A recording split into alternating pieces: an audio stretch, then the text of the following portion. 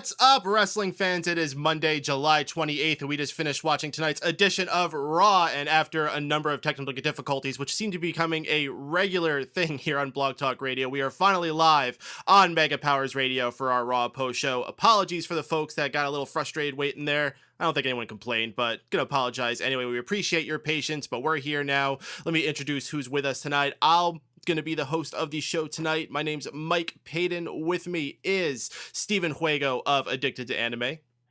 Yo, yo, yo. Drew White of the Drew Crew. Yo, yo, yo. Representing the nation of Wales, Mr. Shaun Walker. Fuck the Drew Crew and fuck Burger King. And the president of SmartOutMoment.com, Tony Mango. I prefer Wendy's, but if the Burger King's giving it out, maybe I'll take them up on the offer. We're going to spend all night talking about fast food. I have a bad feeling about this. I did have Taco Bell earlier.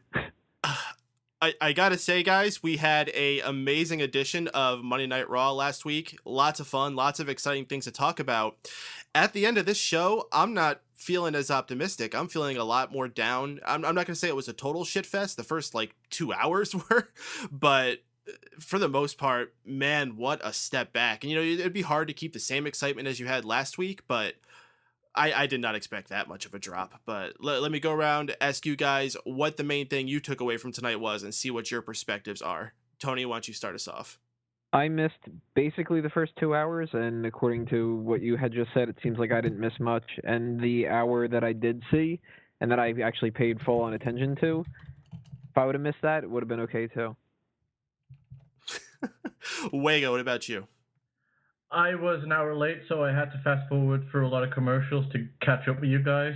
I wish I was 2 hours late. Drew. I was here the whole time, but I fell asleep after the first segment, unfortunately. Actually, thankfully. Well, I took away that apparently to get John Cena riled up, you need to just throw Brock Lesnar at him. So there you go.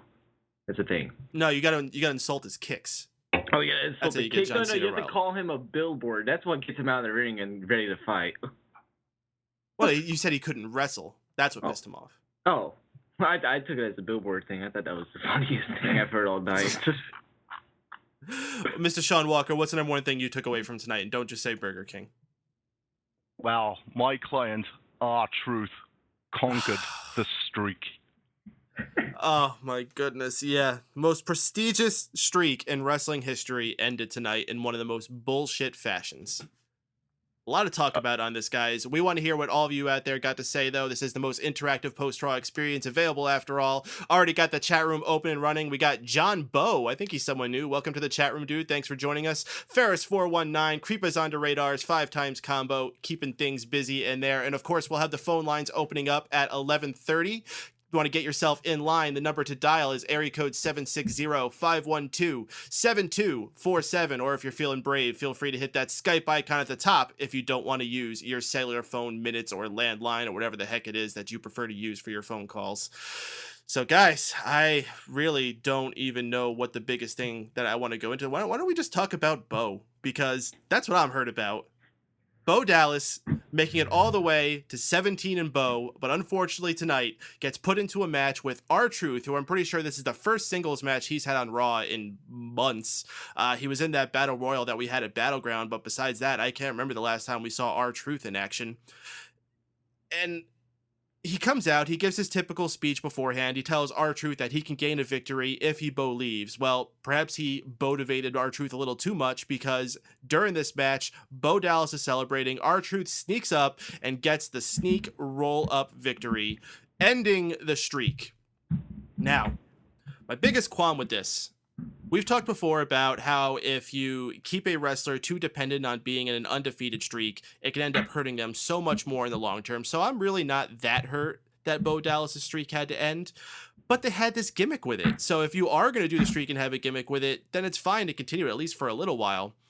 But even so, if you had to end it, why R-Truth? Oh, I know why. How at all is R-Truth the guy to go in to do this kind of thing? Why, Drew? Because he's black, and they're building up a black faction because we love black people. That's why. Woo! Yeah, black people. Wow. Time count. Okay. 3 minutes in. Wago, why don't you take over on that? What are your opinions about this Bo Dallas situation? Well, when you guys told me before watching that Bo Dallas lost via roll-up against R-Truth, I was like, oh, for fuck's sake, are you kidding me? Then when I actually saw it, I didn't feel too bad because Bo Dallas snapped and presented a mean streak, which was apparently was not there before, and I think he comes up a lot more legitimate now. I liked it.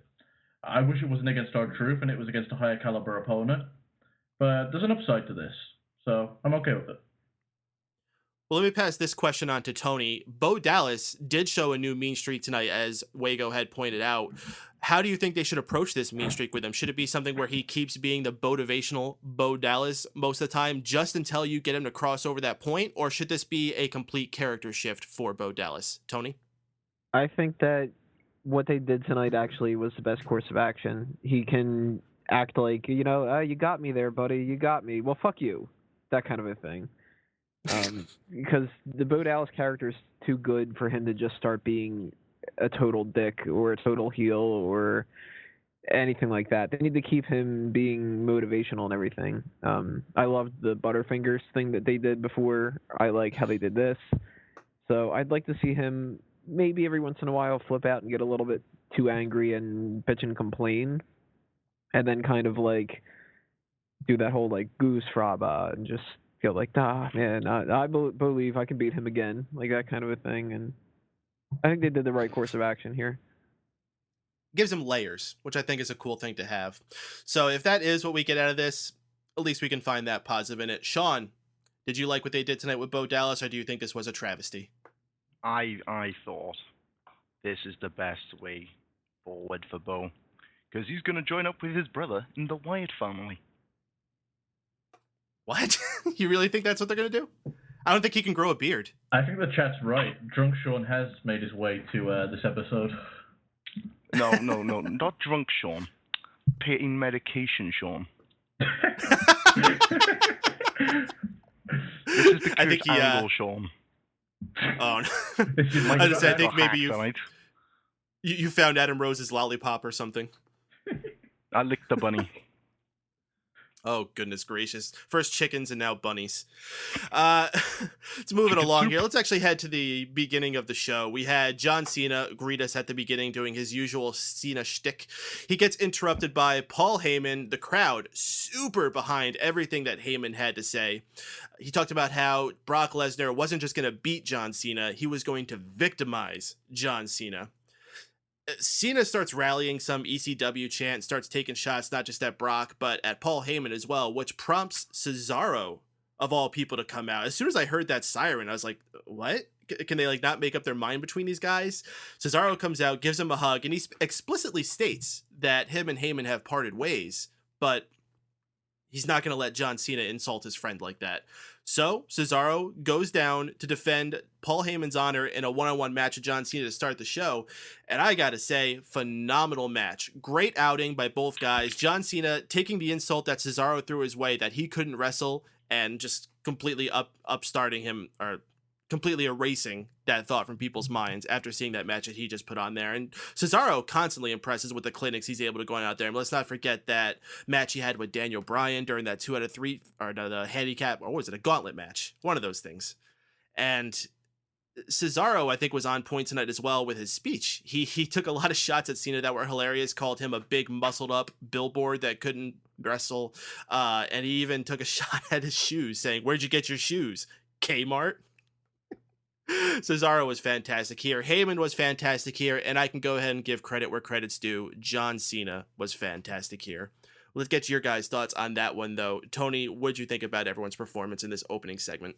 I missed the entire thing. I had it on mute at the time, so I didn't hear anything that Cesaro had said, but I was confused when I was watching it mute because I knew that last week or the week before, whatever it was, Cesaro said he was no longer a Paul Heyman guy, and there he was walking out, shaking hands with him again. I was thinking, you know what, if they're just going to go back on that because they didn't think ahead, then that sucks.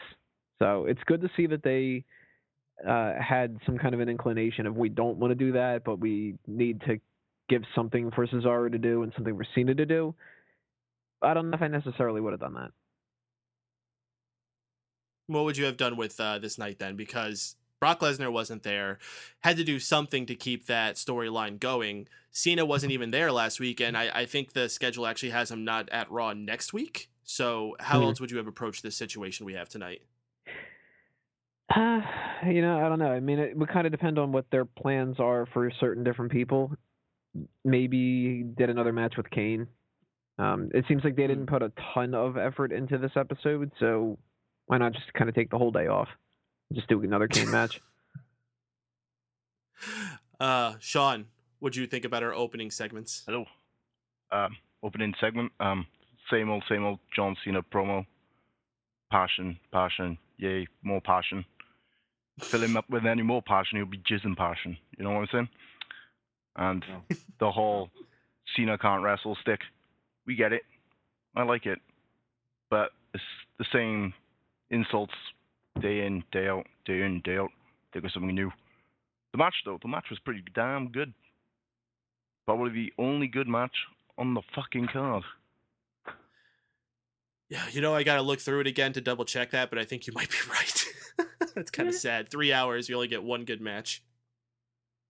Like, only one even decent match. I'm pretty sure the rest of these matches I'm looking through it were just pretty plain awful. You mean Actually, Cena Jericho and took Rollins. The aeroplane spin. Not the aeroplane spin. Fucking the swing. The Cesaro swing. Yeah, it was great to see the return of the Cesaro swing. I haven't seen that in a number of months. And I remember just reading a lot of people on the wrestling forums talking about how the brass had come down on Cesaro not to use the swing because they were worried it was going to get him over. And then the next night he's using it on Raw. That's hilarious. I think there was like, hey, you can be over tonight. Oh, thanks. You should convert it to the aeroplane spin. There we go.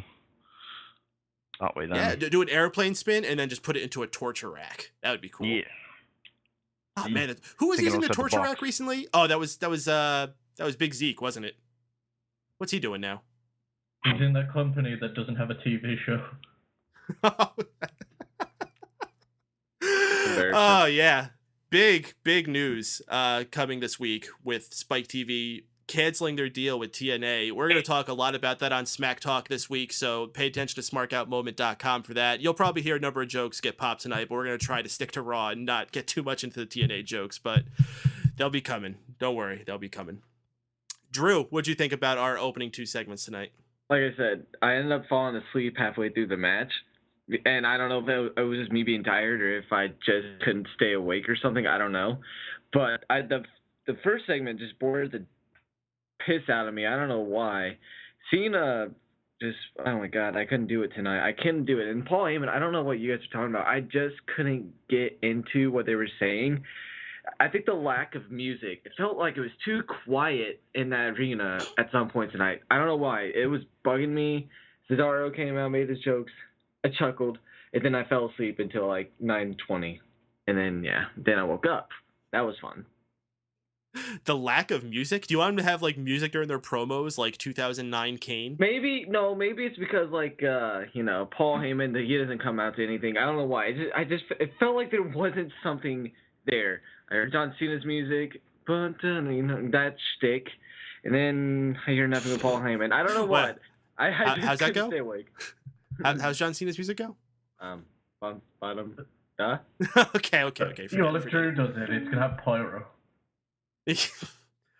Yeah, Cena should have pyro. Why not? I guess he doesn't really.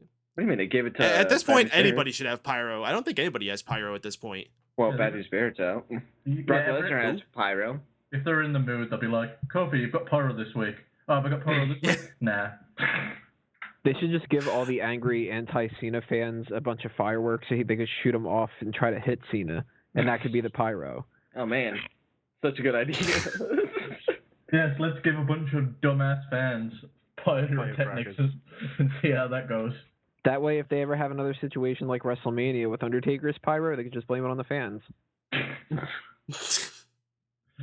Didn't that happen to Jeff Hardy once where he got bombarded with pyro? Yes. Yeah, but that was meant to happen. Oh, it was meant to be. What do you mean it was meant to happen? Yeah, that was part of their story. Well, someone heard Jeff in the back saying that he wanted to spark up and they took it the wrong way. That's funny because he does drugs. Wago, wrap us up on this Cena Cesaro deal we had tonight. Okay, it was an excellent match between the two. my problem is with this build between Brock Lesnar and John Cena, and it comes from the fact that they're not saying it's the first time they're having an encounter, but they're trying to make it sound like Extreme Rules never happened. John Cena, have you never been victimized? Well, actually, you got quite victimized at Extreme Rules before hitting one random move out of nowhere, so I don't like that. I think they should totally acknowledge Extreme Rules, because Brock Lesnar kicked seven shades of shit out of him, and it was awesome. It was just the ending that was fucked up. So I say you use that to your advantage and build off that, and build that one lucky move isn't going to save you this time. Like Brock Lesnar has that move scouted, and you're not going to get him in that same mistake. Exactly. Then you've got a story. Lesnar destroyed him in that match. I believe it was in like the first 10 seconds, Lesnar had Cena busted wide open and bleeding all over the place. And the thing is, he didn't even use a weapon to accomplish most of the shit that he did. John Cena had to beat him by dropping him on some steel steps. He's not going to have that luxury this time. You've got plenty to build off of this. Oh, and so as far as Cesaro's little promo, I've seen people high on him, but he seemed to be stumbling on his lines. I don't think he had very good delivery tonight. So I was a big fan of the match, but as far as the opening talking segment goes, I was not the biggest fan. I'll pull a couple comments out of here in the chat room. John Bowe saying he really enjoyed the Cesaro superplex. That was fantastic display of strength. Both of them were going back and forth with some strength displays, as they should. You know, they're both strong men. And he also corrected me. Y2J currently has promo. So there you go. Chris Jericho. Promo. Boom, boom, boom, boom. We had our first of a number of Diva segments where we had Paige coming out saying that regardless of her losing her temper the previous week, she still thinks of AJ as her best friend in the whole wide world. This prompts AJ to come out, and they have a little bit of a back and forth where eventually Paige calls AJ crazy, sort of indirectly. I forget what it was. She was like, oh, you'd have to be crazy to think of something like that. And recalling back to about a year ago whenever someone said the word crazy around AJ, she flipped her shit. And once again, AJ flipped her shit, attacked Paige, threw her around the outside of the ring into the side guardrail. Didn't get to beat her down quite as much as Paige did on AJ. Paige got away, but fantastic. Makes me more excited for their match at SummerSlam. We have clearly defined roles for both of these girls, which is fantastic. I think Paige was the most confident of any time she's been on a mic on the main roster. And I think it's because now that she's a heel, that's the role she's really more meant to be. So I'm looking forward to what they got to have. I think that they're going to vastly outperform how they had at Battleground. And yeah, I can't wait. And I'm going to be rooting for Paige in that one. Just throwing that one out there. But Shaun, I know you're a big fan of these ladies. What do you got to say about it? I kind of daydreamed about Summer Rae, AJ, and Paige all in bed together. So yeah, that happened. That was a good daydream.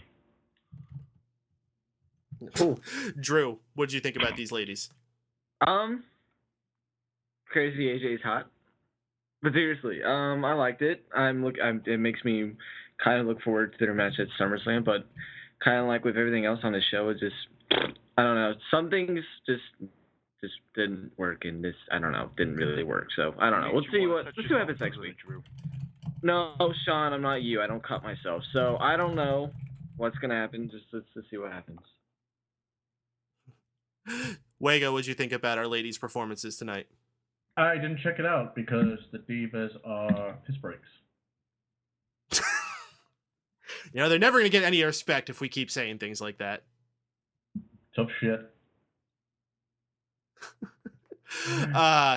Tony, I actually will start this question directed towards you. And Brian the Brain brought this up. The crowd keeps chanting CM Punk whenever AJ is out there. Is that disrespectful? And can they stop this at any point? Or is AJ just going to be doomed to follow this until CM Punk comes back, which is not looking like it's going to be any time in the foreseeable future? Well, this is a weird situation because CM Punk's contract just expired, 10 days ago? And the fans have been wanting him to come back, and they've been holding on to this little bit of hope, and Wago's been doing the same, that he will end up popping back up again. And I'm sure that in some ways, a lot of those fans are still going to think that 5 months from now or a year from now, whatever the case may be, because that happens with everybody. people were like, well, when's Batista going to come back? Because he's got to come back at some time. He's not going to be a fucking movie star. Of course, Guardians of the Galaxy looks like it's going to make a shit ton of money.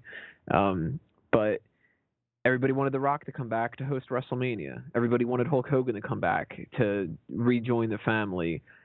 Everybody wanted Sting to join the family in the first place. I mean, everybody wants everybody back. And even earlier today, when the news broke about TNA, Billy Kidman had to send a tweet out that said, like, can you fucking wait until the ink is dry before you start telling us who we should bring from TNA? Like, you know, that's the fans, they're passionate about it, so they're going to want everybody to come back. And you might not be the biggest fan of the guy, but you probably do want Punk back more than him not being back. And they're going to keep doing that until their spirits break to the point where they can't take it anymore. And it sucks for AJ because she deserves better than that, because they're not trying to piggyback off of it. She's not doing Punk's moves. She's not wearing his T-shirts or anything like that. And she deserves the crowd to pay attention to AJ. Now, I don't know if they can get around it by sort of acknowledging it and then casting it aside, kind of like that mentality where if you ignore something, then people know that it's... If people think that you're ignoring it because it bugs you, they do it more. But when you kind of just go, yeah, you know what, not going to happen, fuck you guys, get over it, and then they go, okay, well, that's it, it's not going to work. Maybe that'll work. Maybe she can start wearing that I Dig Crazy Chicks shirt again, but that might draw more CM Punk things like that. I don't know how they're going to get around it. It sucks for AJ, but she's talented enough to get around it. They'll figure out a way. Well, you mentioned her not doing, like, you mentioned her not playing off it. Why doesn't she play off it? Don't you think that'll benefit her? Use the go to sleep, use the Anaconda voice. I think it'd be awesome. It might, but it might also make a lot of the people go, she's just trying to do that because she sucks. Or, like, when you see certain people that they do gimmicks that their fathers had, like when DiBiase was starting to do that, and a lot of people were like, oh, he's only doing this because Ted DiBiase Sr. was better at it and he can't do shit on his own. So they might think she's just trying to ride the CM Punk wave just like she's riding something else. I don't think she'd get hurt by that. I think she's established enough. It's worth a shot to try, because what's going to happen in the negative if it doesn't work? They still chant CM Punk, you know? Well, I have one flaw with that. She cannot use the go to sleep because they kind of have another star that's going to be debuting soon. That's true. That uses the go to sleep. So if they want to save that move, they should probably keep it aside until he's ready to use it. And for that matter, that guy is probably going to have a lot of problems with those CM Punk chants if he's going to have that attachment to it. Yeah, AJ's good enough though that she can figure out a way to get around it. And I'm not saying that they should do the Crazy Chicks thing again. I don't even know that they should have brought that up here. And kind of an inside joke, I'm not in the mood to say I dig Crazy Chicks at the moment, but I do really like AJ. I really think that she's fantastic. I think that she's not only super fucking cute still, the same as she was before, but there's a reason why she's in the finals of this tournament that we've got going on, and there's a reason why she's the Divas champion. Brian the Brain making another comment that the crowds have gotten too smarky. Wago, would you agree with that? And since we've seen so many more people, you hear people talk about internet wrestling fans. Well, who is internet wrestling fans? What wrestling fan doesn't have an internet connection and probably doesn't at least frequent one Facebook group or chat with their friends on Facebook about it, or Twitter, or whatever it may be? They follow certain wrestlers on Twitter. All these documentaries that break the fourth wall are available, not just available from anybody, but WWE breaks the fourth wall all the damn time now. So is everyone in essence a smark now? And has that caused people to make stupid things like this when they're saying the CM Punk chants and whatever else they're always putting out there? I say the internet wrestling community is a dated term and it needs to go away. But I wouldn't say smark's an outdated term. There are still a line between those two fan groups. You're going to get the ones that have an internet connection, but they're only going to like the Facebook WWE page, who take it for what it is, like entertainment. And then you're going to get the people that go on SEScoops.com, that go on Jeffel and look at all the hot news stories and learn about these wrestlers' backstory lives and make their own opinions based off that.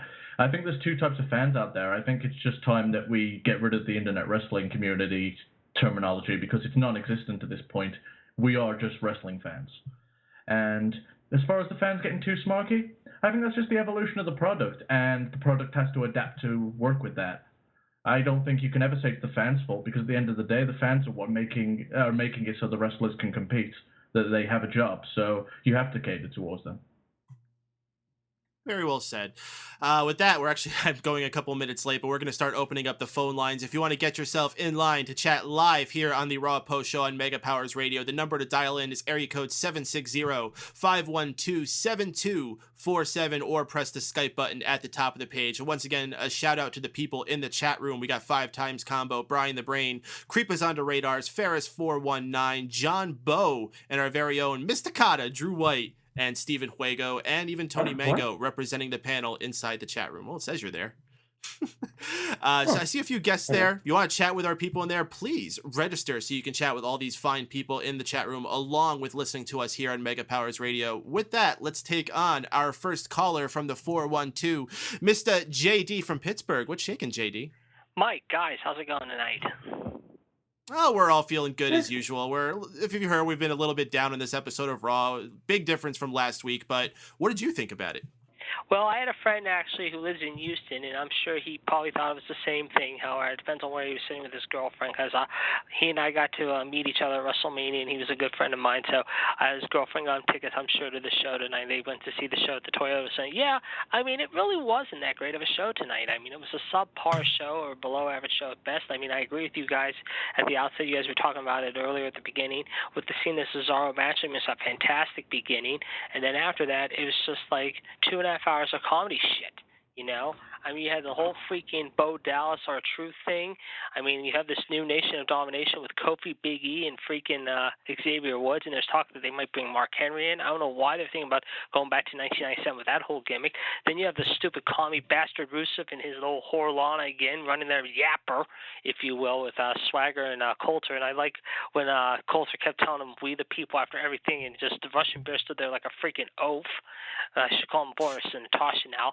Then you have the whole Jericho Seth Rollins thing, and then you talk about a guy. I mean, I thought originally we were going to have Reigns and Kane. I imagine they're setting that up maybe for main event, unless they're going to go with it now, possibly with Orton and Reigns. But I don't know if you guys heard or not. There has been talk about Orton getting some big time heat, however, apparently from this past week on Reigns. Did you guys hear anything about that at all?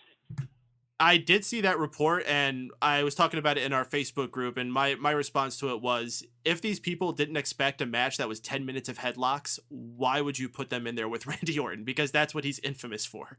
Yeah, you're not going to get that Road Warrior pop if you do that. No. But, I mean, then you have the stupid Fandango thing with Diego. You have the stupid, like I said, the whole Damien Sandow Adam Rose match. That was just lame. 12 seconds. That was stupidity. Waste of time. Waste of time. Yep. And again, another waste of time in the Divas affair. Cameron and Alicia taking on Natty and Naomi. That goes about 3 minutes long. I mean, Jericho and Rollins, if it wasn't for stupid Bray Wyatt and his minions interfering, however, mind you, I mean, that could have been a pretty good match. However, it went 13 minutes long. And then, of course, you have the end with Stephanie and, of course, Triple H, of course, needless to say, coming out and running their yappers, if you will. And, of course, Brie getting up in Stephanie's face and setting up the match for SummerSlam. So, I mean, all in all, it was an okay Raw, but I don't think it was a great Raw, like I said. However, I think next week's going to be interesting to see what happens, because there is talk, however, Cena may not be there and Brock Lesnar will be there. And that leads me to wonder this. I mean, yeah, I know Brock's going to win the belt at SummerSlam and that hour, but how come he gets to do, I mean, I'm not just saying this to be mean or anything like that, but he gets it in his contract. He's sort of like, he gets to do whatever he wants, whenever the hell he wants, because he's that way. But why is it like that, however? I mean, I think it's bullshit, if you ask me. I mean, why don't you just stay full-time instead of being this in-and-out guy like you're doing all the time? Because if you want to headline WrestleMania next year, you're going to have to be that type of person. What do you guys think about that? I'm torn on that, Brock Lesnar's personality is just not one who lends well to being out on the road and being around people all the time. He's very introverted. He likes living in his cave in Minnesota. So I understand why that's the deal he wants. And in some ways, I think he deserves a deal similar to that. I think it's fine for him to pop in once in a while. You can get a big rating whenever he is on Raw if you advertise it. You can make the pay-per-views that he does fight on look that much more special. So I'm okay with it that sense. Giving him the title, though, I agree with you. If you're going to put that belt on yourself, you need to dedicate a heavier schedule to it. Even when The Rock was there, he had that belt. He was on Raw almost every single week. I think he missed like 1 or 2 weeks, but he upped his time that he was in that ring while he had that belt around him. So whatever Brock Lesnar's plan is, I agree with you. I hope that he's willing to give a little bit more time. Yeah, and I think that's what they're going to have to tell him to do if he's going to win the belt SummerSlam, which I think he's going to win. Real quick, low point, high point of the night before I cut you guys loose for the night.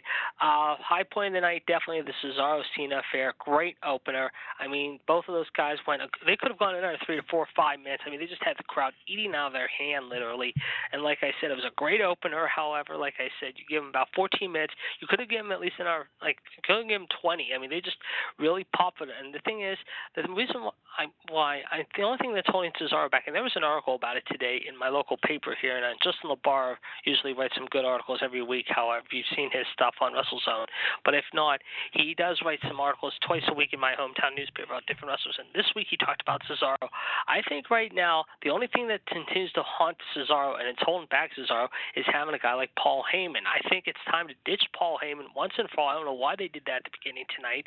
I'm hoping that after SummerSlam they start to really realize that Cesaro is the future, just like Roman Reigns, however, and he doesn't need a manager. I've said that for weeks on end. He does not need a manager. If he wants to become a big name, that's the way I see it. Now, the low point of the night, however, I would have to say was probably, I would say, I don't want to say the R-Truth Bo Dallas thing.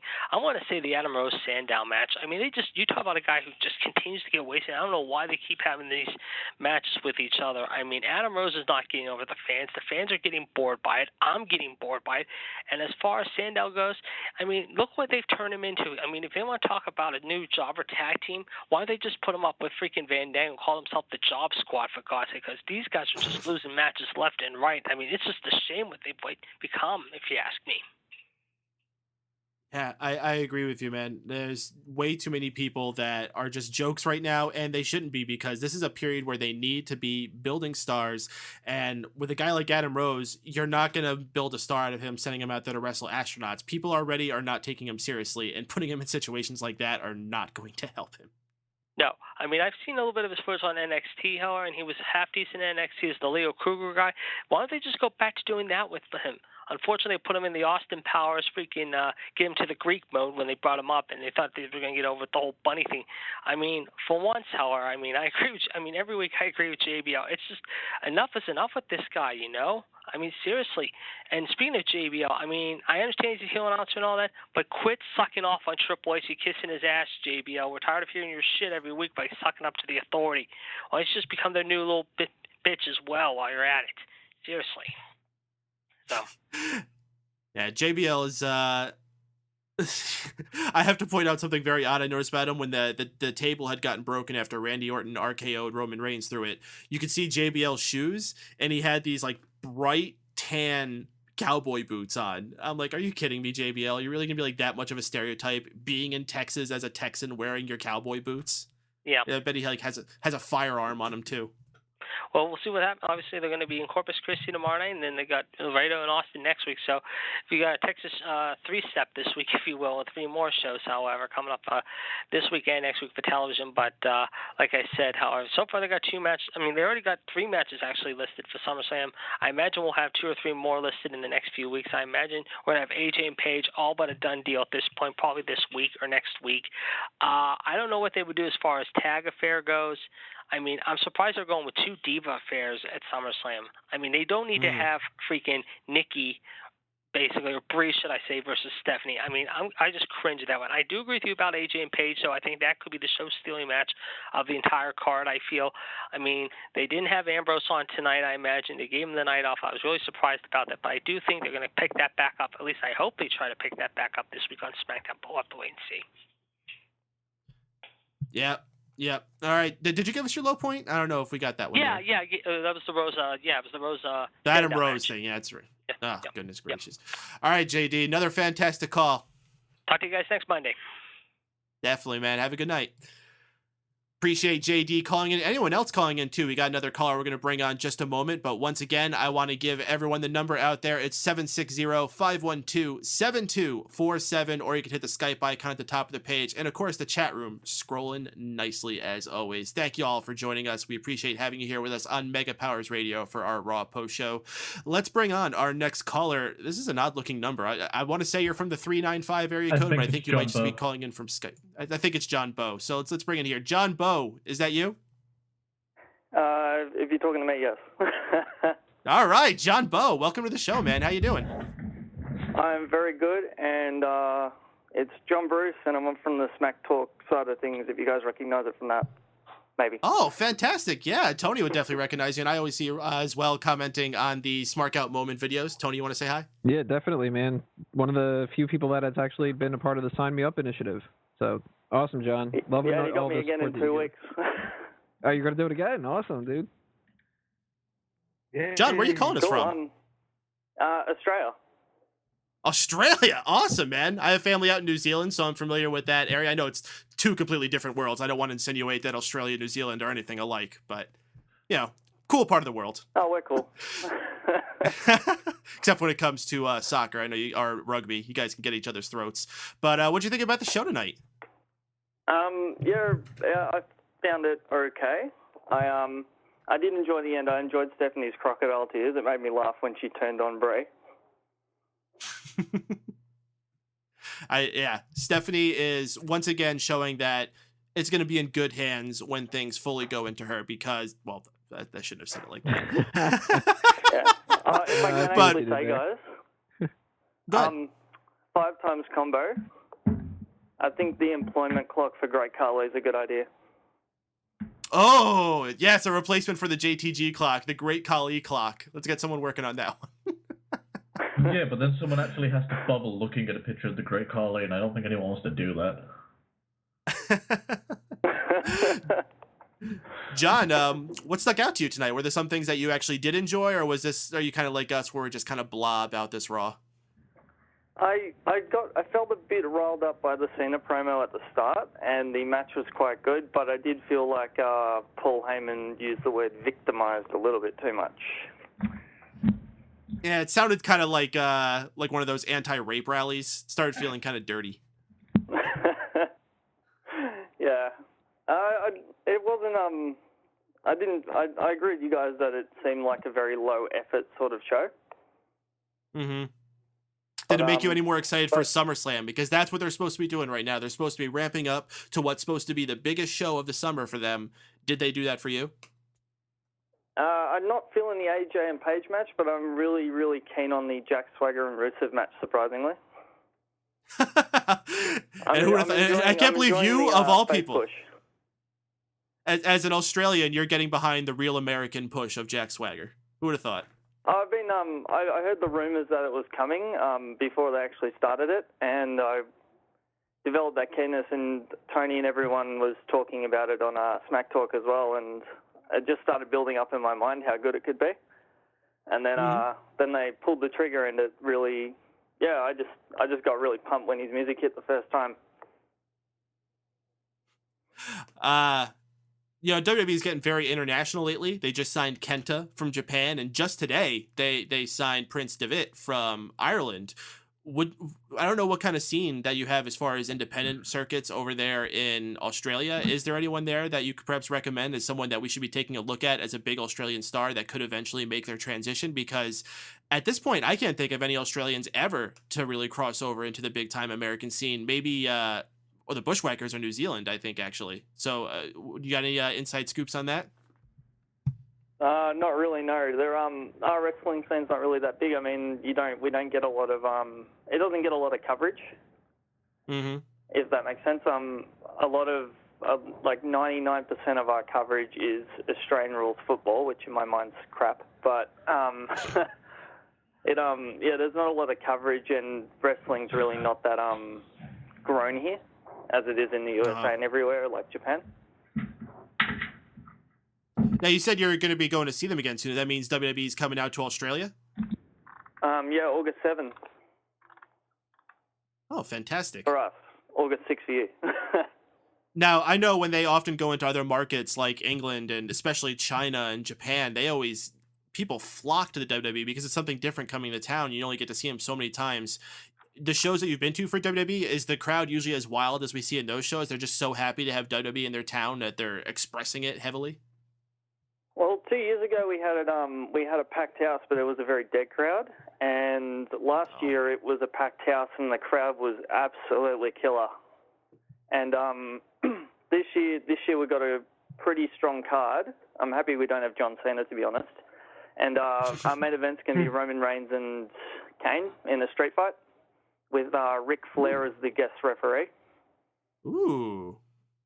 So that's going to be pretty cool. I'm really looking forward to seeing Chris Jericho, because I never thought I'd actually get a chance to watch him in action. Creepers onto Radars in the chat room wants me to ask you if you would go to a TNA show.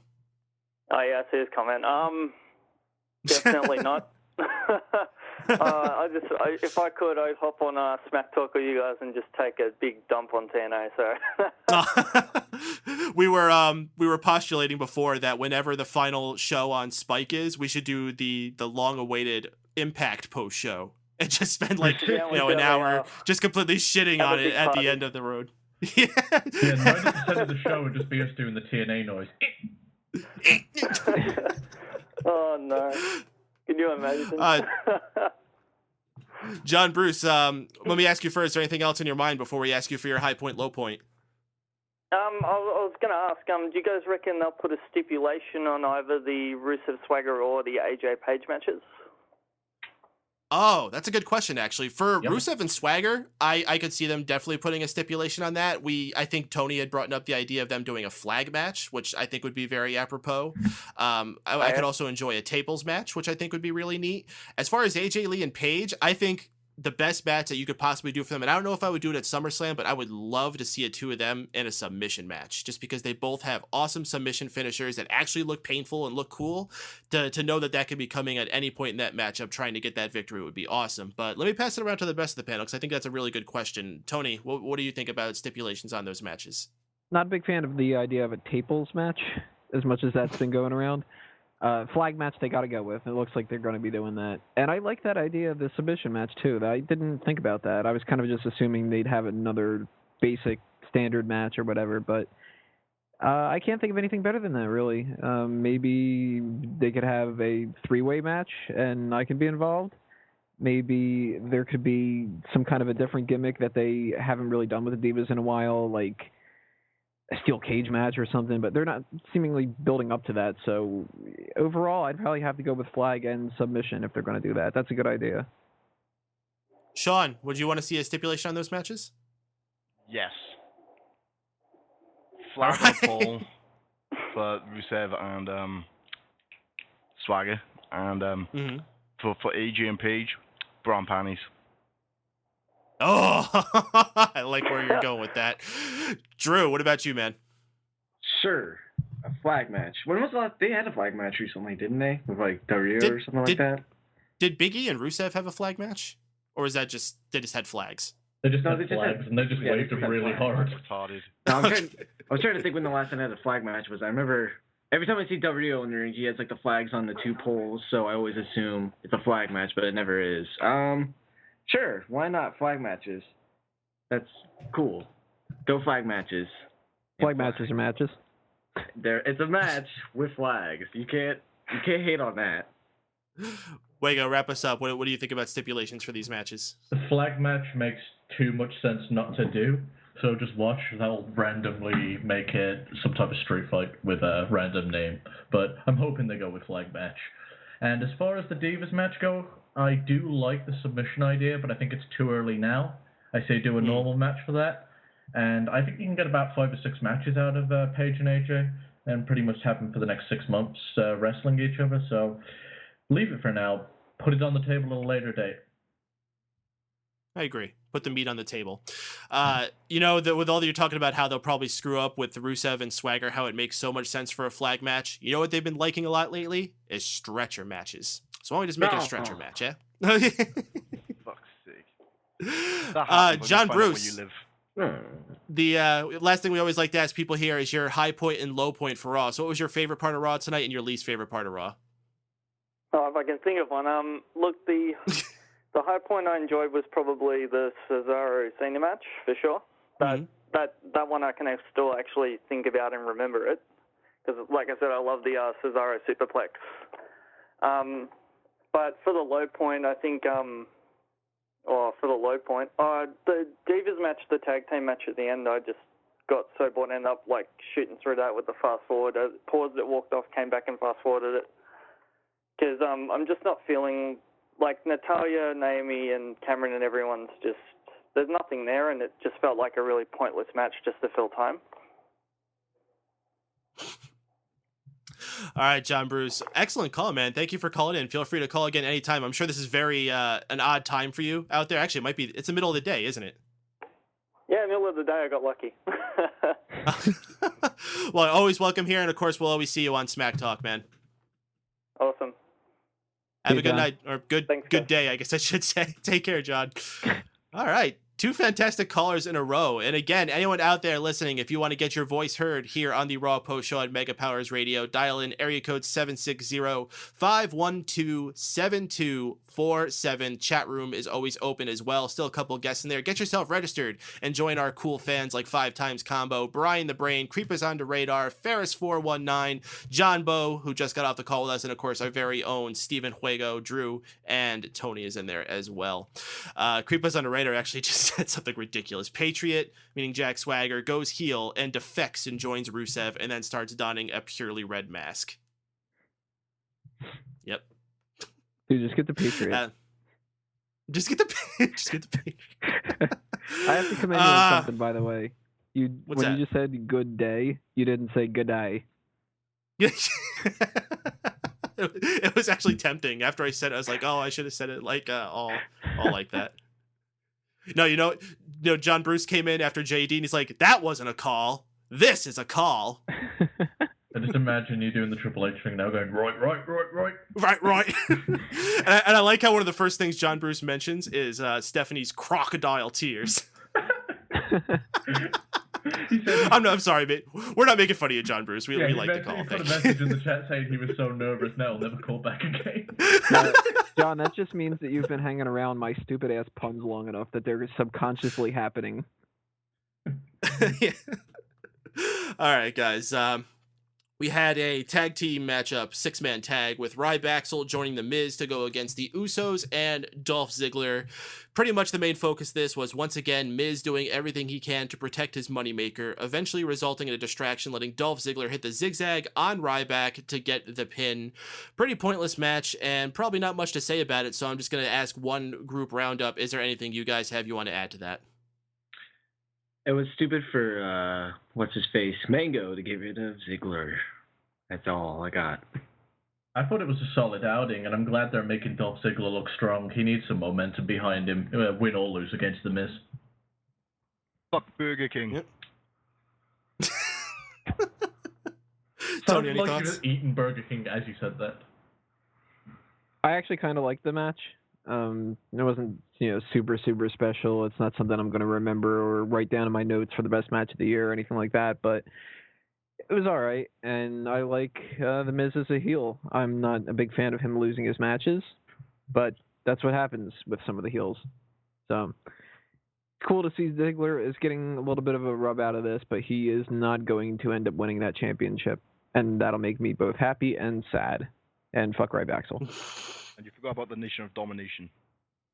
Oh, that's true. Oh, that's right. The new not nation, because we don't know what they're officially called yet. First, they showed a scene of them in the back watching on the TV, and at some point they walked out and just stood by the ringside, and Big E stroked his chin, and they did nothing. So that happened. 5 Times Combo in the chat room saying that he thinks Dolph Ziggler should start using the super kick more, and I absolutely agree. I think that would be a fantastic finish for him. It's snappy. I never cared much for the zigzag. The sleeper hold I actually kind of dug when he was using that, but that can't be your full-time finisher. That's just got to be something in your arsenal, and he hasn't used that in a long time. I think it's good for him to pull out just as a, hey, I've still got this now and again, and it's good for him to use against big guys, because I think he started using that when he had to like wrestle the Great Khali or something. Yep. Mm-hmm. But I think never mind. Yeah, there's nothing more to say about this. Well, we're not gonna have much to say about this either. Damien Sandow comes out dressed as Neil Armstrong because we're in Houston. Houston, we had a problem. Adam Rose comes out and calls him a sour spaceman. They have their match, which lasts all of freaking 8 seconds. Adam Rose hits the party foul and gets the quick pin, and that was that. Why even trot these guys out here? Why still have Adam Rose having matches? Just have him in the back. Have him do a commercial for Burger King. I know Shaun would like that. Right? It gets me points. Don't give a shit. I I don't don't know, get you why guys- Adam Rose only gets like two-minute matches though. Ever since he debuted, that's all he's had, isn't it? He hasn't had a match longer than 5 minutes. I don't think he And then can do a WWE match longer than windows 5 right minutes. Then he's not over, so it's on you, WWE. It's on you. Oh, Shaun's calling him out. Tony, do you agree? Shit. Do I agree that Sandow and whatever Rose made a shit fest on this? Do you think Adam Rose deserves better, and that if he had been given more opportunities with his matches, that he might be more over than he is right now? To an extent, maybe.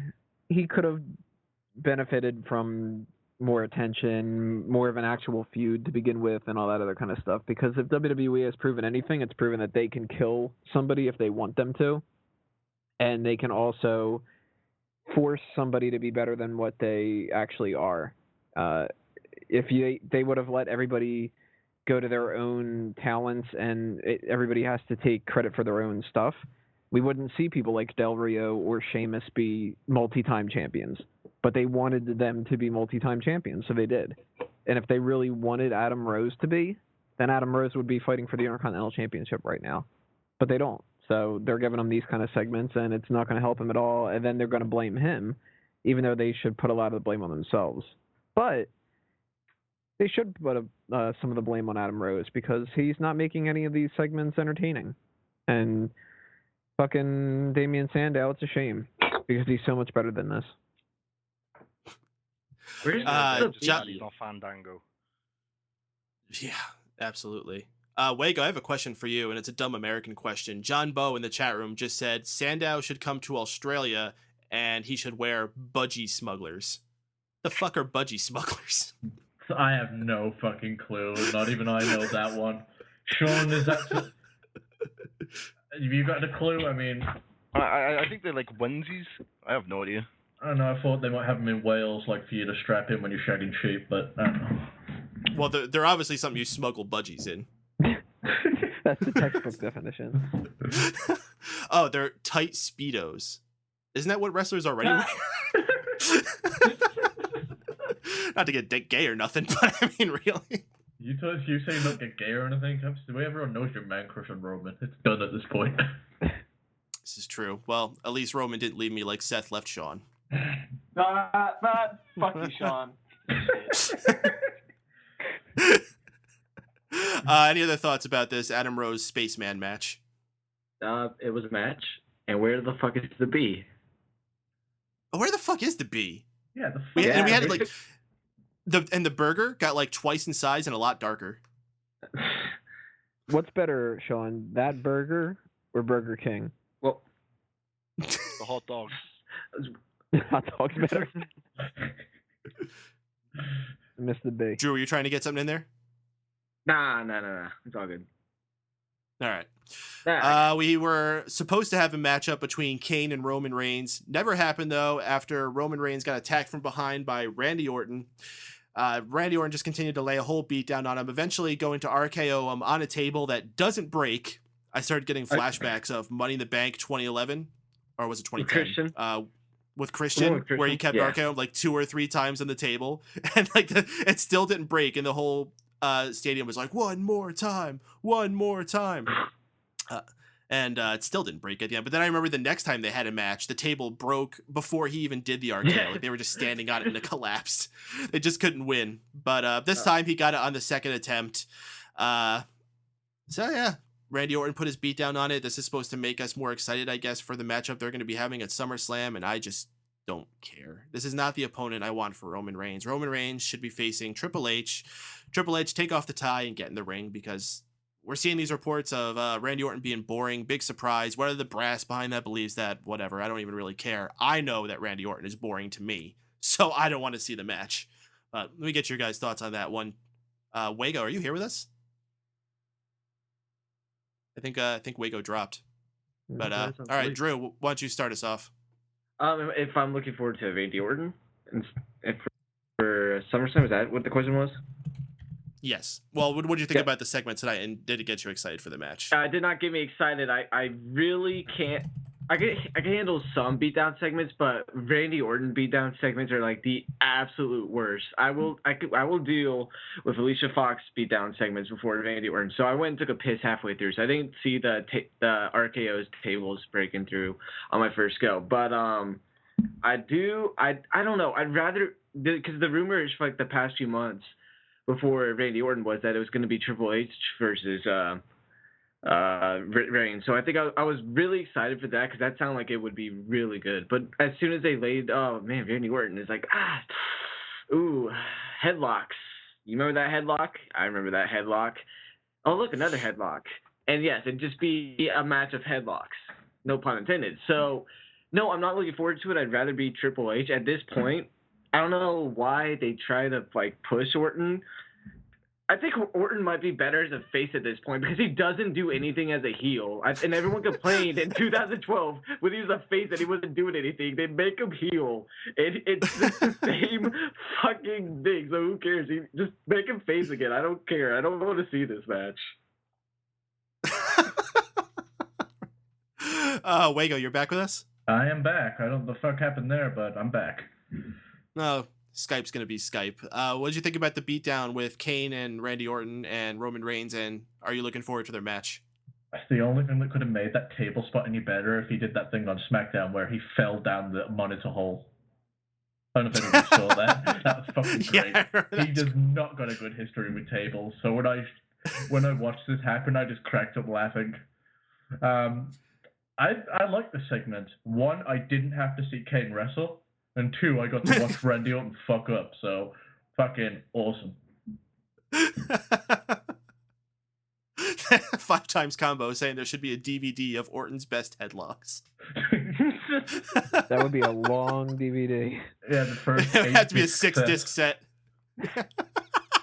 It could be an all-day special on the WWE Network. And he could, like, do commentary. So during this headlock, I was thinking about this catfish sandwich that I ate once. And then during this headlock, I was thinking about shitting that very same catfish sandwich into somebody's bag. I really wanted to make sure that I had his head really locked in this one. If he had a key to unlock it, I didn't care. I wanted to block it. To move on from this joke. Tony, what did you think about this segment? This didn't do anything for me. I still don't want to see Randy Orton versus Roman Reigns. And I was actually kind of hoping at first when Kane was out there that they might turn this into a triple threat match. And maybe that tension between Kane and Orton would have came out and that would spice it up a little bit. They might still do that. I don't know, because they don't seem to be building much else for Kane. But right now, if it stays just Orton and Reigns, pass. I don't care that Randy Orton beat up Roman Reigns. I know that it's not real, and I know that that has been something that has happened a million times before, and it wasn't anything different, wasn't anything special. Roman Reigns will come back next week, beat the shit out of him, and Roman Reigns will win at SummerSlam. Did you guys hear that the reason behind The Undertaker losing at WrestleMania was finally broken? Oh, yeah, Kayfabe News. Kayfabe News finally broke the scoop. Apparently, all matches are predetermined by the wrestlers and bookers. So there you go. I don't know, man. You can't trust what Kayfabe News says. They make stuff breaking up a the lot. Walls, breaking the walls. So there you go. That makes sense, actually. That actually makes sense. You know what? I believe you. I believe that. Okay, cool. All right, Drew. All right. Shaun, okay. wrap us up, man. What'd you think about the Orton and Roman Reigns beatdown? Don't particularly care. Don't like any of them. Yeah. Wraps it up very I nice. tell you now, at SummerSlam it's going to be a number one contender match for the World Heavyweight WWE fucking championship between the both of them. That's a given. So if Guarantee it. if Brock Lesnar wins that matchup with John Cena, which we're all pretty much favoring, who do you think should win that to go on to face Brock Lesnar? It's going to be Randy Orton versus Brock Lesnar, guaranteed.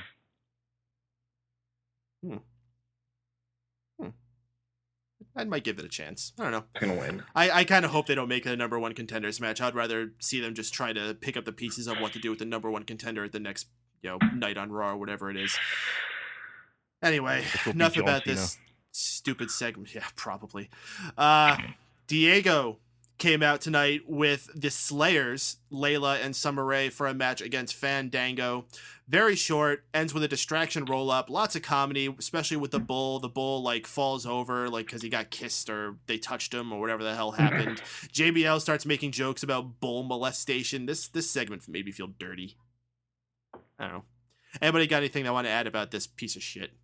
So Layla and Summer Rae's gimmick is that they hook up with multiple men each week. So they're horse. Sluts. You know what? Mango fed Layla to AJ, and I will fight that till the day I die. You fed her to her. God damn it. Shut up, Drew. You shut up. This segment actually happened? Yeah. I'm dead serious. I did not see this, and I don't think that I wasn't watching the TV at the time. I think that I really legitimately might have stared at the screen and not noticed that anything was happening. I don't remember this happening at all. I really don't. I'm a little bit scared that maybe I had a stroke or something, because I don't remember this. At the least, I would think that you would have noticed how fine Layla and Summer Rae looked in those Matador dress they had. I can at least compliment them for that. Yeah, they look pretty damn good. Was this during the first 2 hours when I wasn't watching? No, this was one of the last segments. Wow. I don't remember hearing Fandango's music. I don't remember seeing anybody come out and do anything. Well, I don't know. I think Fandango got the jobber entrance. Yeah, no, they came back from commercial and they were showing Roman Reigns being looked at by trainers at the broken table, and then all of a sudden it picked up Fandango's music halfway and he was in the ring. Oh, there you go. He's yawning while talking about it. Yeah. I really don't give a fuck. So, Wago, I know you're happy with the distraction roll-up. Fuck you. We're getting lots of suggestions here for top rope list for Smack Talk. I think 5 Times Combo has the only actual real one. Top rope list, best tag team. John Bowe saying top rope list, laziest writers in WWE. Oh, it says wrestlers in WWE, not writers. Is it wrestlers? Yeah. I think either one. Jesus. I think either one. It's got a W in it. I don't know. Winnipeg or something. Well, I actually gonna get caught for being really lazy on this one. We had a Divas tag team match, Naomi and Natalya against Cameron and Alicia Fox. I don't have any notes. I don't know who won it. I don't know what happened. I know Naomi came out in pink and black, so she matched Natalya. Wasn't Natalya a heel last week? Didn't she team with Emma as heels to go against AJ and Paige? No, they were baby faces. So AJ and Paige were the heels? No, it was just two babyface teams against each other. Well, unless you counted it like a babyface and a tweener kind of a thing, because Paige still wasn't a full heel, and Emma, her prints are still kind of drying at the police station. So Natalya's been a babyface. She's fine. Not fine, but you know what I mean. Well, what does it say about this match if we're talking more about last week's Divas tag match than this one? What does it say about the fucking Fandango segment if I remember this? Oh, I need to remember that. Jesus Christ. Does Cameron just wear the schoolgirl thing now? Did she wear that at Battleground? Battleground. Yep, she did. That's her shtick now. She's a dirty schoolgirl. Okay. I didn't realize that. Okay, it's an actual thing. Okay. All right. Segments like this make me think they should give the audience rocks to throw. Instead of pyro? Yeah. Actually, that's when they should let them have pyro. Pyro with rocks. Let's talk about something good about tag teams, actually. 5 Times Combo brought up a question here. He asks, who do you consider to be the best tag team ever? For me, I am actually going to say Edge and Christian. I loved those guys during the Triangle Tag feud that they had. I thought they were the stars. They won more matches than anybody out of that. And I think the most important thing, both of them went on to be world champions. So two big stars came out of a tag team as opposed to most of the time. Matt Hardy was never a world champion. He was an ECW champion, and that's technically a world champion. To be fair, the ECW title had as much value as when fucking Christian won the world. Yeah, exactly. So I was just trying to make a point to be an ass, but continue. Okay, well, whatever. Both of them became big stars, and I think that it was a fantastic example of a team that can do that, as opposed to having a Shawn Michaels and a Marty Jannetty where one goes big and one goes down. Or to a lesser extent, like the Dudleys, where Bully Ray has years later found his niche and made something for himself, and Devon is just kind of like on the side. But we'll ask you guys, what's your, in your opinions, what's the best tag team of all time? Wago? New Age Outlaws, by far. I think they're awesome, and when they came back for their run most recently, they've aged, yeah, but they hadn't missed much of a beat, and Road Dogg's amazing on the microphone still to this day. They was entertaining as heels, faces. I love the New Age Outlaws, and I'm a big DX mark too, so it contributes towards that. Mm-hmm. Shaun, what about you? What's your favorite tag team of all time? My favorite tag team of all time was the APA. Ooh. I mean, who doesn't to be like fair, another tag team. To be fair, another tag team that consisted of two champions, even though Farouk got his world championship before the team, but still two big stars on that team. Drew, what about you? What's your opinion, the best tag team of all time? I'll give it a try. I'll give it to the Hardys and Eminem, just for the hell of it, because why not? You know, the sad thing is I actually thought you meant the rapper for a second, and I had to process in my head that there was a tag team called Eminem. Yeah. I completely forgot that. Whenever anyone says Eminem, I'm like, I remember when Joey Mercury got his face smashed with a ladder. Yeah, yeah. That's like the one thing I remember that. I still watch that match when I get bored, and God, that was fucking fantastic when that happened. So why would you say Eminem is like tied up there with Well, I remember watching wrestling for the first time. One of the first things I saw when I started watching wrestling was Eminem. So it's kind of like one of those special like places in my, I don't know, heart, I guess, kind of thing. I've always liked Joey. Yes, I've always liked Joey Mercury and what would it be, Johnny Nitro? Yeah, it'd be Nitro. Fuck, I don't know. Morris. I don't even care anymore. So, you must have marked out when you saw him tonight, then. Yes, exactly. That's what I was gonna say when we got to that segment. I was like, Joey Mercury was on TV, bald as ever, but he was on there. Damn it! He was in the main event. Joey Mercury and Jamie Noble were in the main event of Raw tonight. So Finlay didn't make it out there tonight. Damn. Oh, he was out there too. No, Finlay was there too. Yes, let's go. This is a fantastic show. Like, you know who wasn't there? Ricky Boat. 2007, the Steam Boat. Yeah, so, yeah, see, this is like 2007 SmackDown all over again right now in the main event. Tony, last one, your opinion of the best tag team of all time. The Highlanders. It's either No, LOD, it's Deuce and Domino. It's either LOD, since they used to get that Road Warrior pop, or or more than likely I would probably give my vote to the New Age Outlaws. Yes.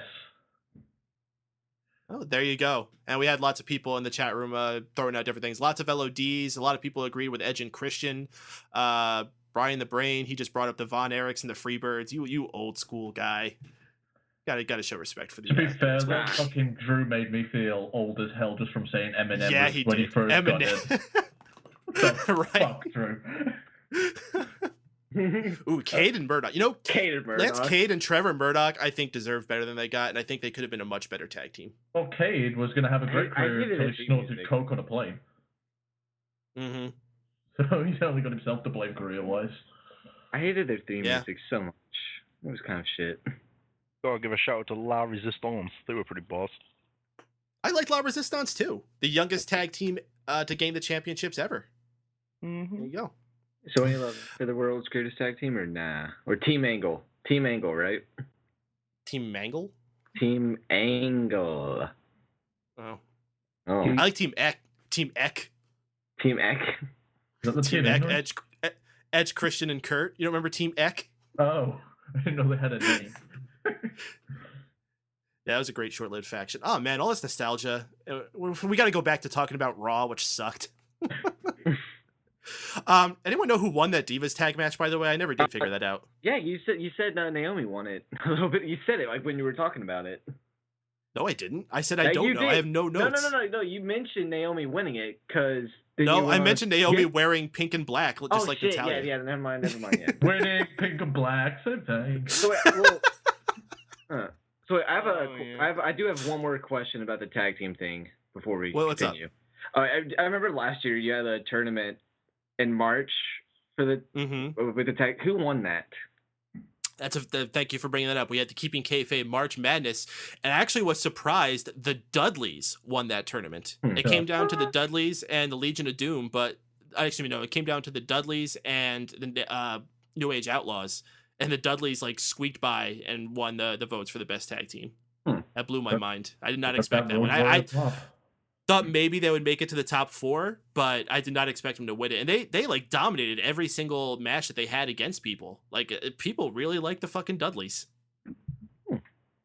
Okay. And to be fair, I think they deserve to be in the conversation and possibly even be defended as one of the best because they were a fantastic team. And unlike a lot of these tag teams where we're talking about people went on to become single stars, they really remained a tag team for the majority of their career. It was only in the last couple years that we saw Bully Ray break out and become a singles guy. I think there's something peak in his career was Reverend Diva. Testify. Better than it we had a match between Chris Jericho and Seth Rollins. Once again, I don't have any notes about it. As often with the main events on Raw now, I kind of start tuning out because I know I got to start getting ready for the post show, get my notes together, start putting the advertisements out there, make sure things are set. But this one especially was just like, I saw no energy, and we didn't even get a real finish to this match. The Wyatts ended up interrupting, beating down Jericho. I'm sure we'll see a great match between Jericho and Rollins someday. I think the two of them will have very complementary styles, but it was just not tonight on Raw. But Tony, any thoughts on that? What I saw was okay. Didn't seem that I really needed to pay that much attention to it at the time.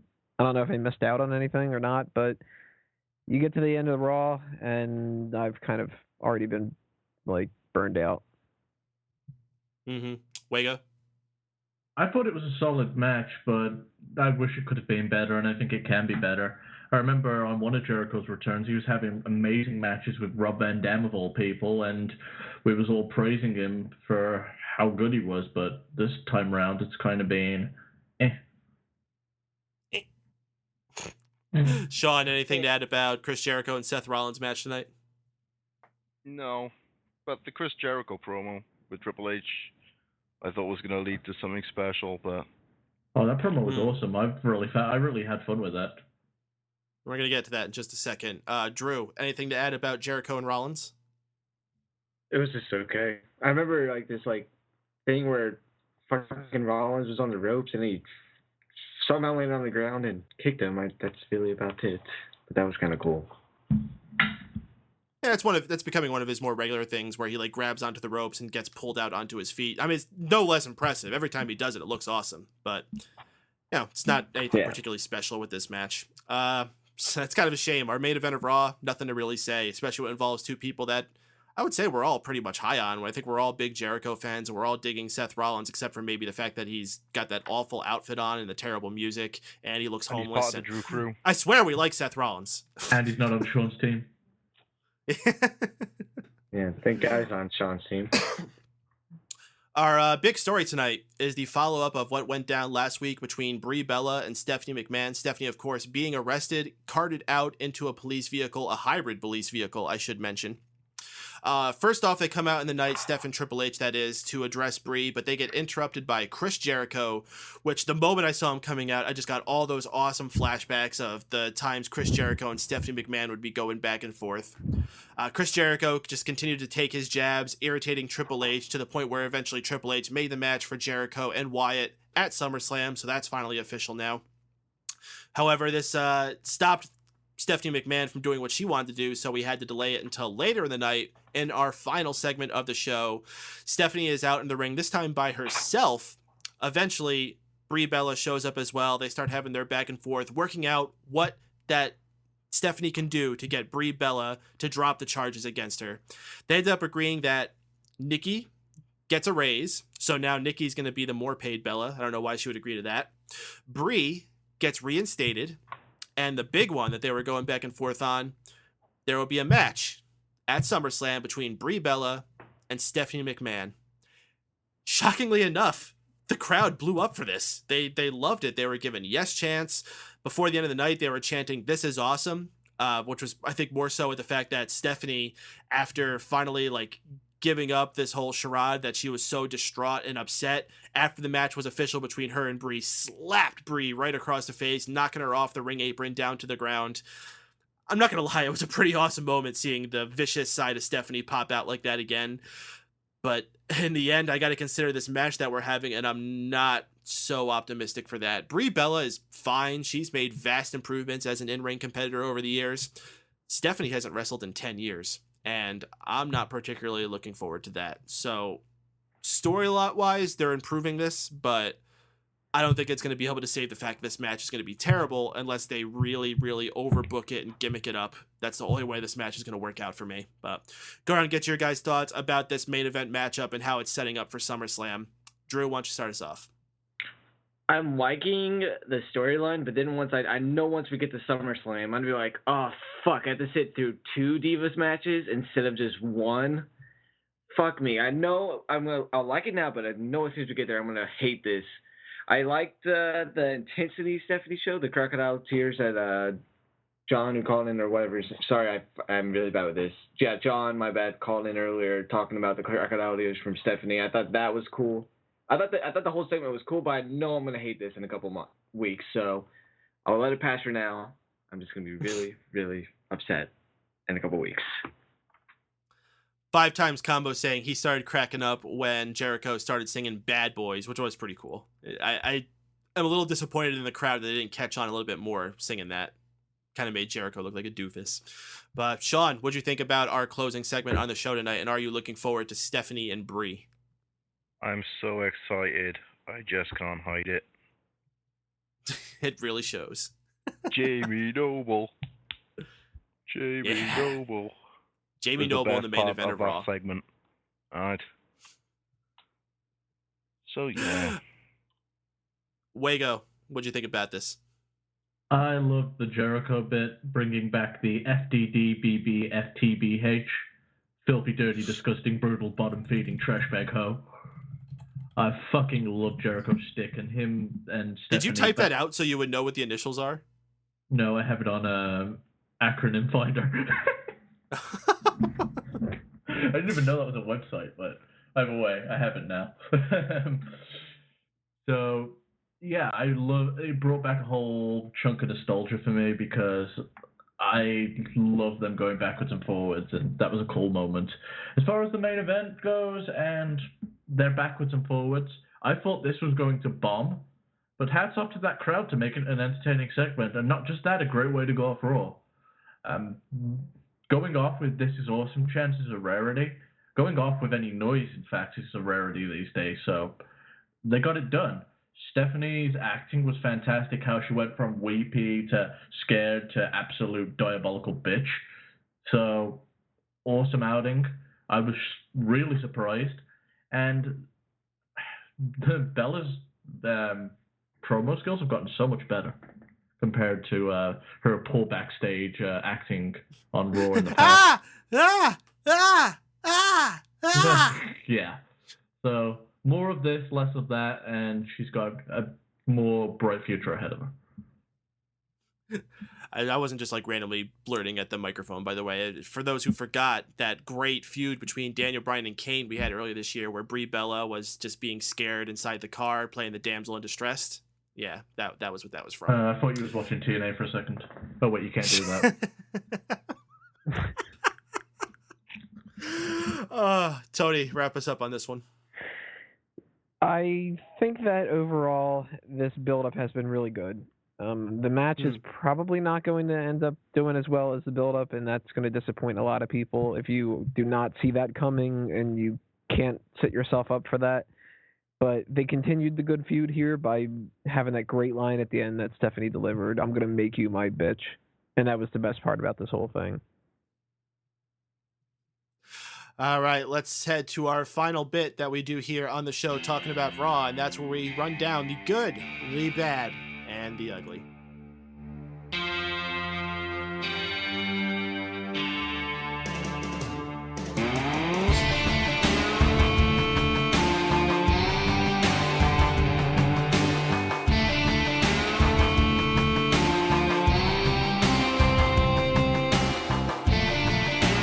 Yes, it's time for the good, the bad, and the ugly, where we run down what our favorite part of the show was, our least favorite part of the show, and what we thought was the ugliest part of the show. Go around to our panelists here and get your thoughts about those very things. Drew, I know you like to start things off, so why don't you go ahead? Yeah. All right, my good tonight. Man, I know I'm not gonna be like, what, me? So my good tonight.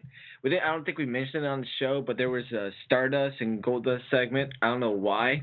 I just was laughing the entire time during that. I thought that's my good.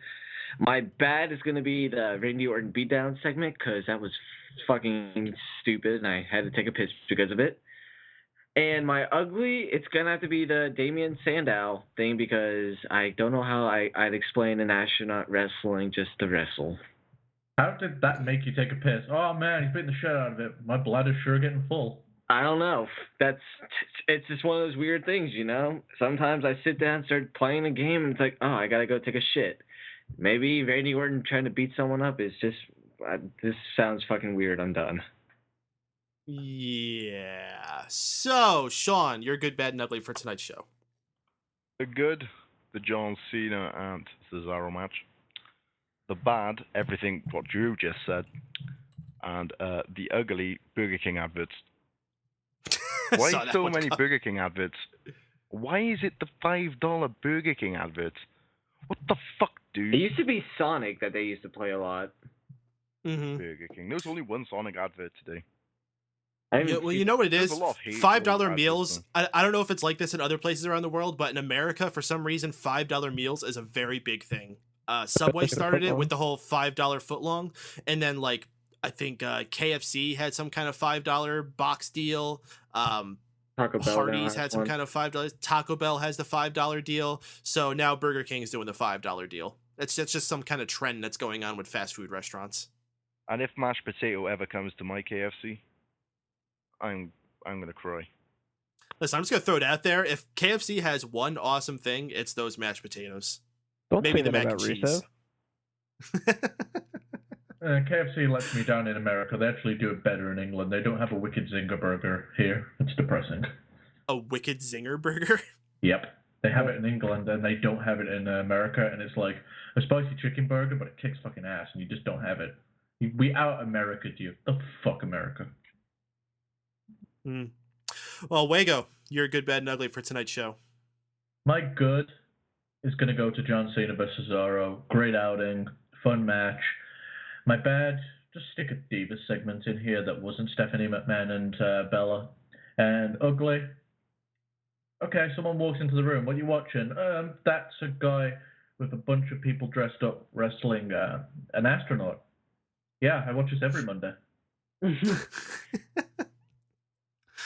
Creepers on the Radar wanted to join the fast food conversation saying KFC used to have good mashed Rusevs and gravy. Rusevs and gravy.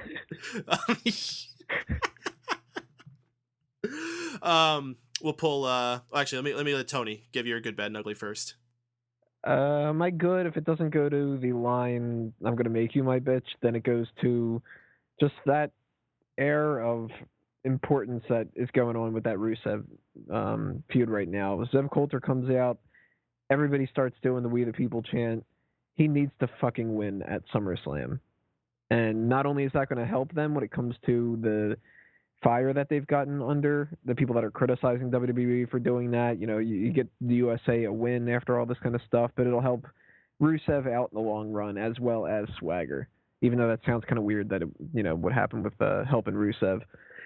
The bad, since I didn't see some of the different parts, I don't know if I'm missing something necessarily, but I'll give it to Reigns and Orton. Because it's a waste of my time. I'm just not interested, and it's a pitch that didn't work for me.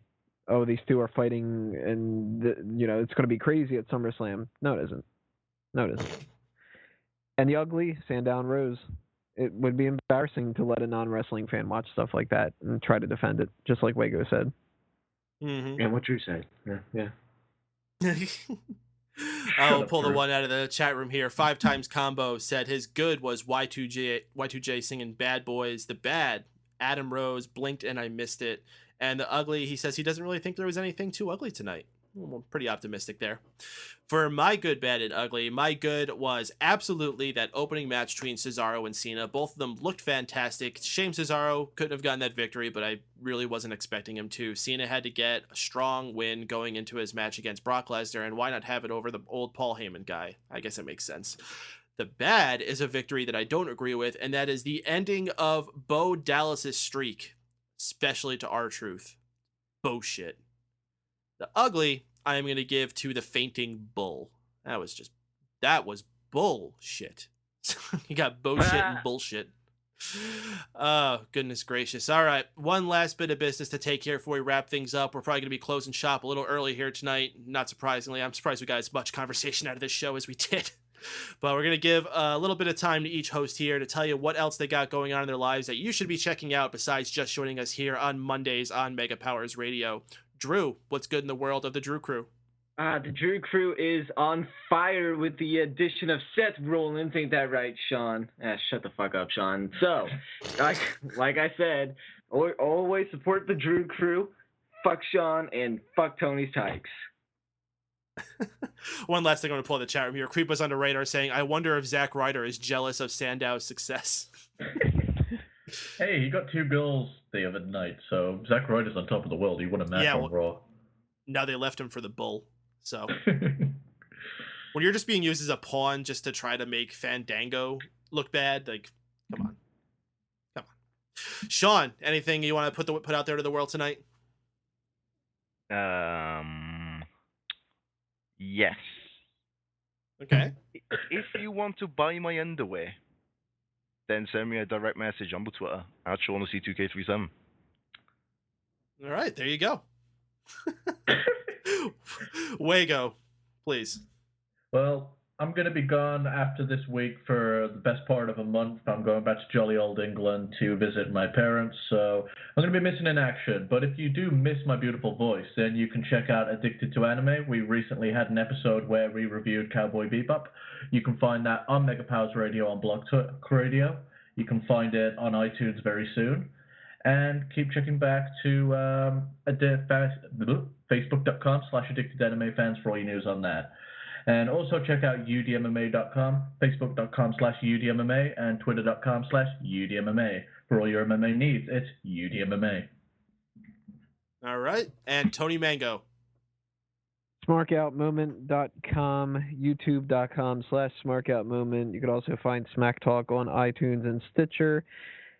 Heads up about one thing about Smack Talk, and that is the live edition of Smack Talk, Saturday, August 9th, 8 p.m., megapowersradio.com. Mark your calendars for that.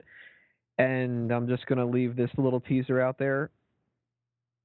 Stay tuned for more outside interference. Ooh. International objects, even? Maybe. Maybe one of those Winger Zinger burgers or whatever the fuck you were just talking about. You're just importing Shaun's underwear, aren't you? Probably. I don't have the money for that. All right. Folks, if you enjoyed the show tonight, we hope you will join us every single Monday night here on megapowersradio.com for our Raw post show. We go live as soon as Raw goes off the air, as long as we don't have problems with BTR. If we do, then just a couple minutes after. We appreciate y'all being patient the last couple weeks. Hopefully that's not going to be continuing going forward. If you cannot join us on Monday nights, though, you can always easily find the show archived on smarkoutmoment.com, on iTunes, Stitcher Radio, and YouTube. Just search for Raw Post Show. Also on Facebook and Twitter, search for the handle Raw Post Show.